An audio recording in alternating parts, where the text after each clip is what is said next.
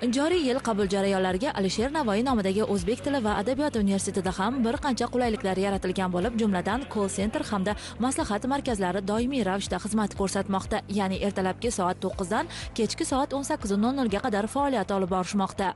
Prezidentimizning 81-sonli farmoniga muvofiq avval test, so'ng tanlov tamoyili asosida talabalarda, ya'ni abituriyentlarda ro'yxatga olish boshlandi. Bu ikki bosqichdan iborat. Ya'ni birinchi bosqich 5-iyundan 25-iyunga qadar davom etadi.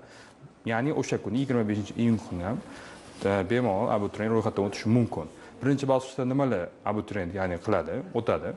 Bunda abituriyent kabinetiga kirib, ta'lim tilini, ta'lim hududini va fanlar majmuasini tanlash mumkin bo'ladi. Fanlar majmuasini tanlab bo'lgandan so'ng, ya'ni to'liq birinchi bosqich yakunlangandan so'ng 15 kun davomida, ya'ni ikkinchi bosqichda test jarayonlari hududi qachon bo'lishi ma'lum bo'ladi. Universitetimizda barcha shart-sharoitlar yaratilgan, ya'ni abituriyentlar uchun call markazlari va ma'lumot markazlari tashkil qilingan. Barcha operatorlar abituriyentlarga va ularning ota-onalariga sifatli xizmat ko'rsatib kelmoqda.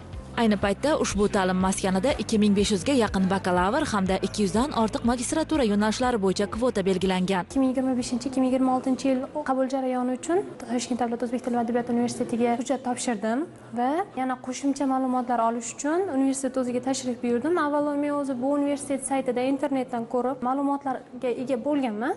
Qo'shimcha ma'lumotlarga ega bo'lish uchun universitetning o'ziga ham tashrif buyurishga qaror qildim va tashrif buyurdim. Bu yerga kelganimda barcha sharoitlar yaratilgan. Ma'lumki, oliy ta'lim tashkilotlarida 2025-2026 o'quv yilidan boshlab sirtqi ta'lim shakliga qabul qilish tartibi to'xtatildi. Lekin shu bilan bir qatorda kunduzgi ta'limdan boshqa muqobil ta'lim shakllari, jumladan masofaviy va kechki ta'lim shakllariga qabul qilish ishlari davom etmoqda.